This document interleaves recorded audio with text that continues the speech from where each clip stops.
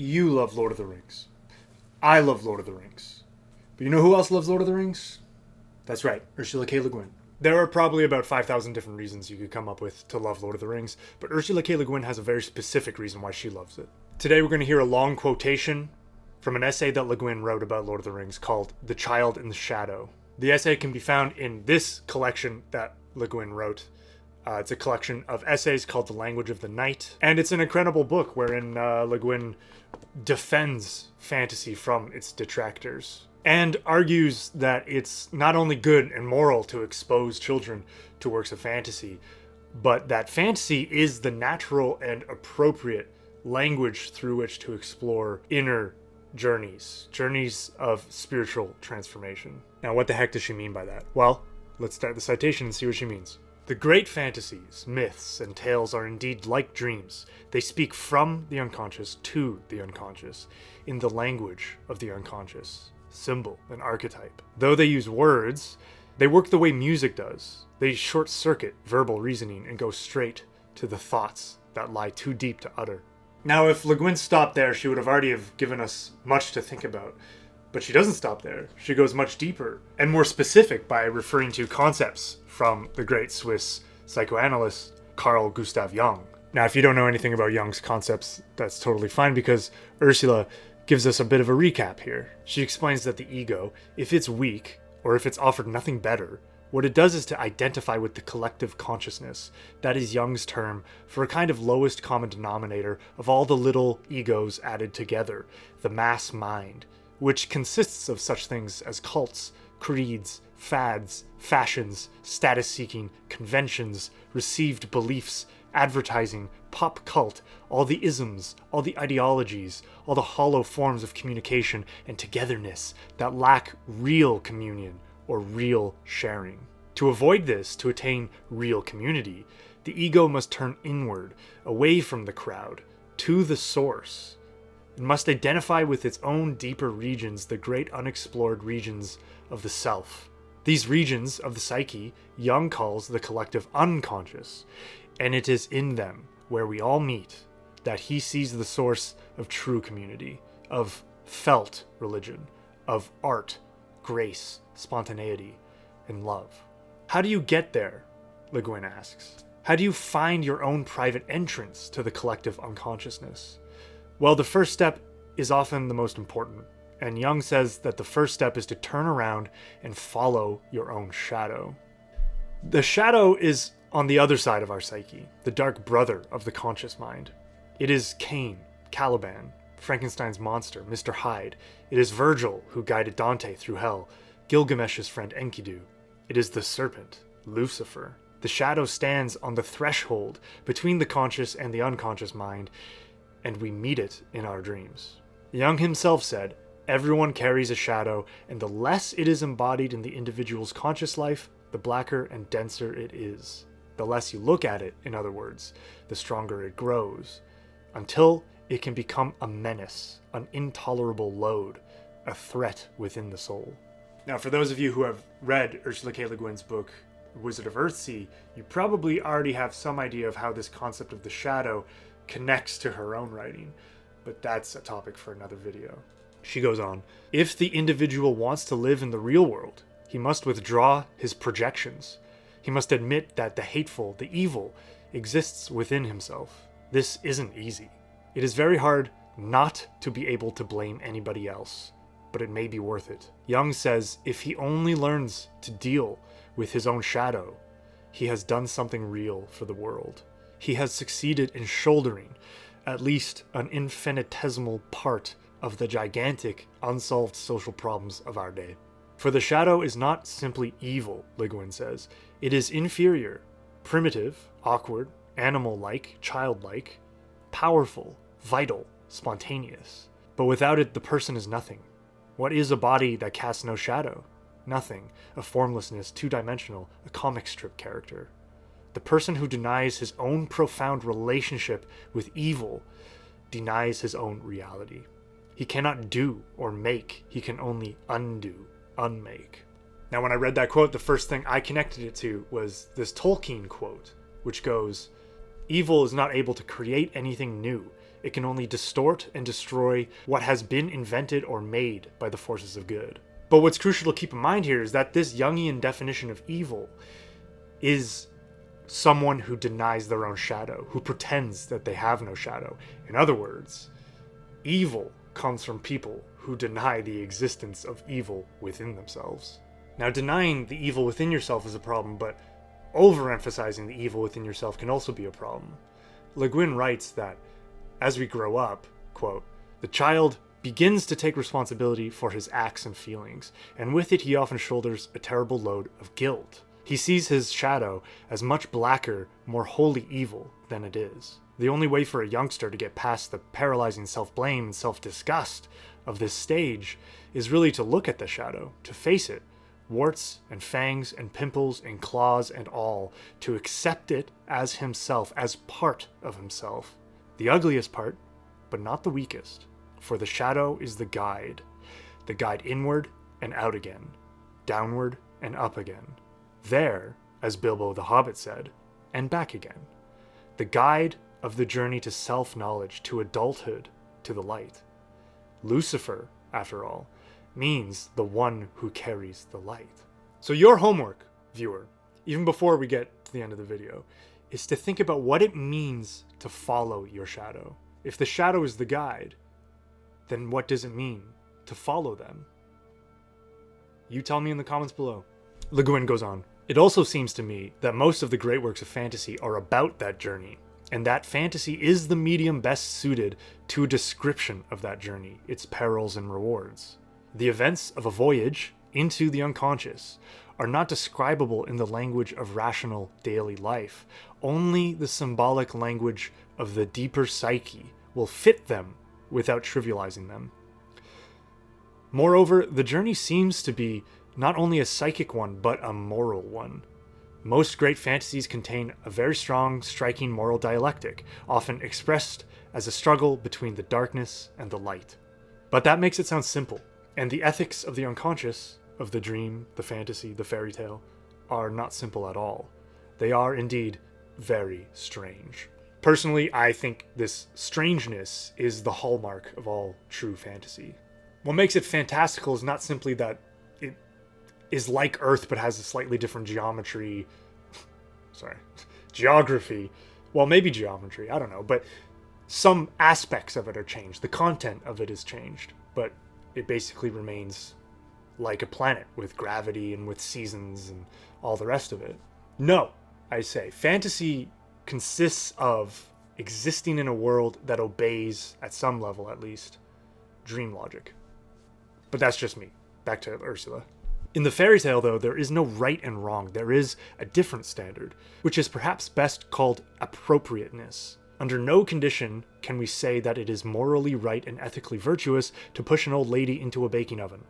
But under the conditions of a fairy tale, in the language of the archetypes, we can say with perfect conviction that it may be appropriate to do so. Because in those terms, the witch is not an old lady, nor is Gretel a little girl. Both are psychic factors, elements of the complex soul. Gretel is the archaic child soul, innocent, defenseless.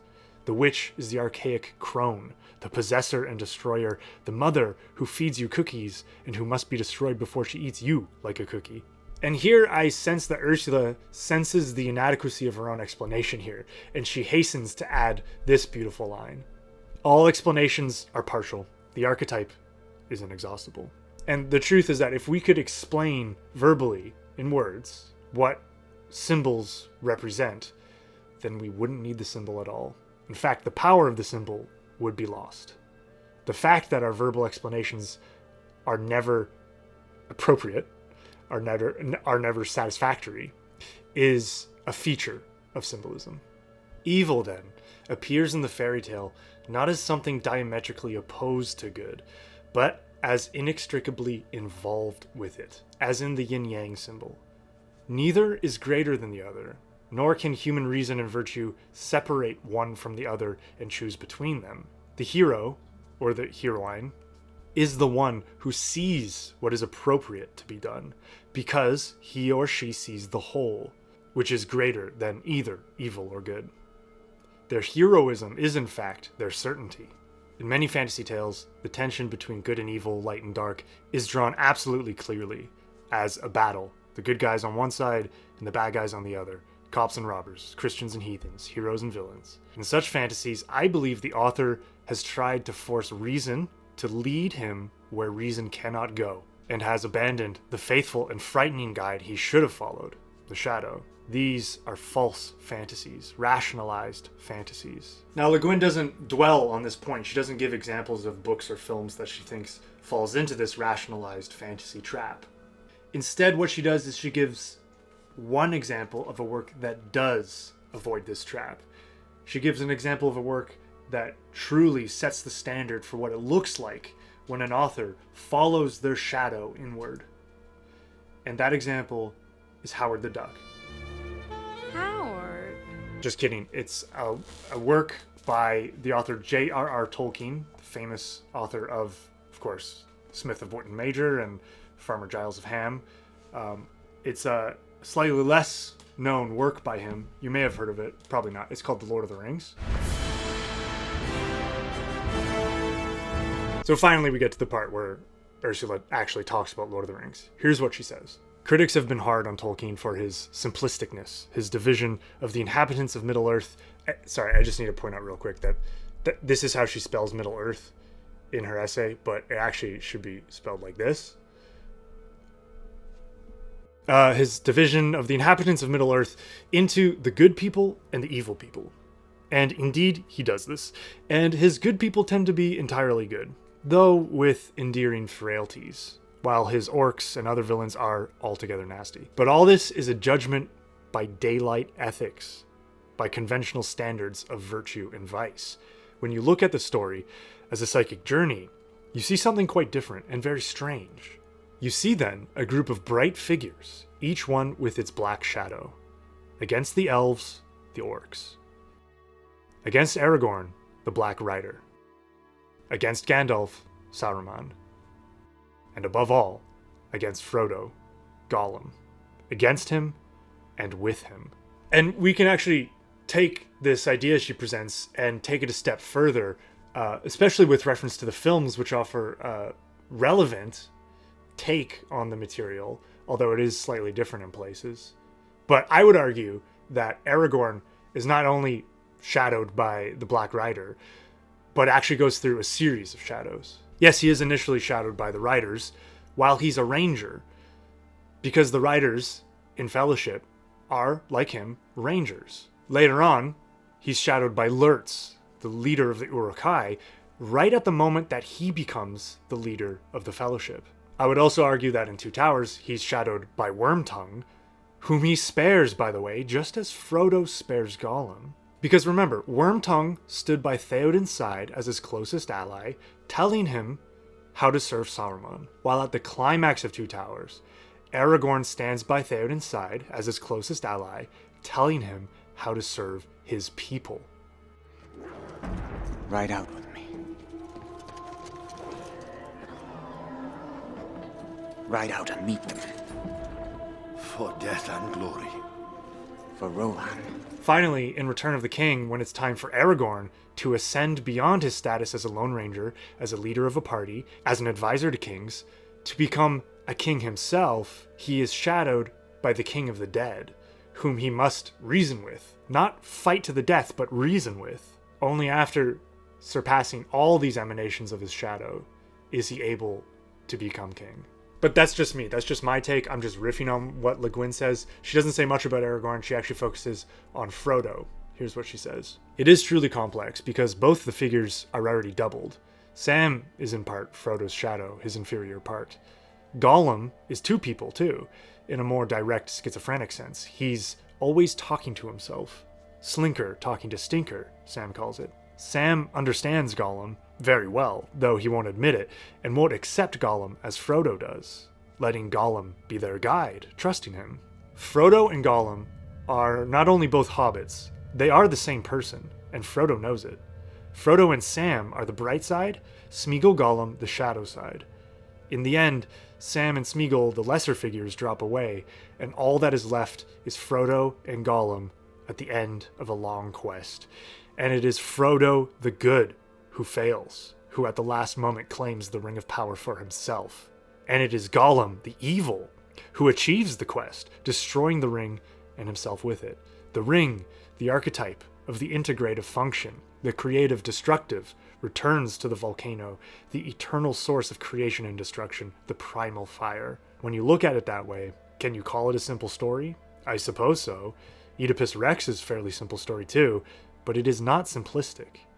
It is the kind of story that can be told only by one who has turned and faced his shadow and looked into the dark. Now, if you're a true Jungian, surely you will catch on to the Quaternity here, formed by Gollum, Smeagol, Sam, Frodo. Now, for Jung, the Quaternity is equated with the mandalas of Buddhism or with the medicine wheel of North American religion. And it is always an image of the self, of the full self, which includes conscious and unconscious, ego and shadow. Go ahead and Google Jung and Quaternity and you'll find tons of results, but I'll just give you one quote now to get you started from this book, Aeon, where Jung says, "The psychological concept of the self, in part derived from our knowledge of the whole man, but for the rest depicting itself spontaneously in the products of the unconscious as an archetypal quaternity, bound together by inner antinomies, cannot omit the shadow that belongs to the light figure, for without it this figure lacks body and humanity."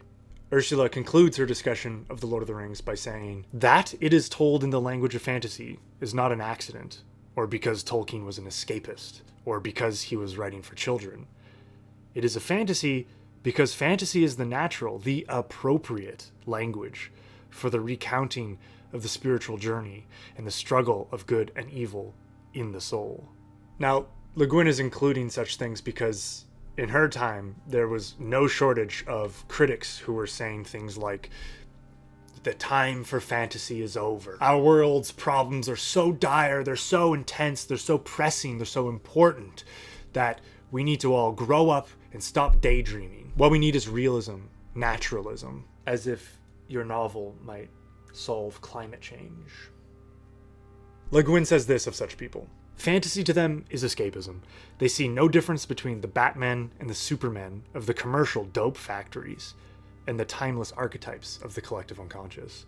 They seem to think that shadows are something that we can simply do away with if we can only turn on enough electric lights." But the naturalist writer has an even bigger problem if you want to talk about evil in the world.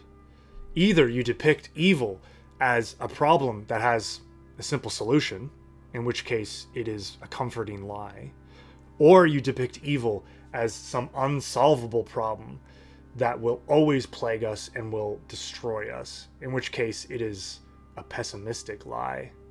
Ursula really turns the tables and says that that is the true escapism, thinking that evil is either a problem that can be solved or an unsolvable problem.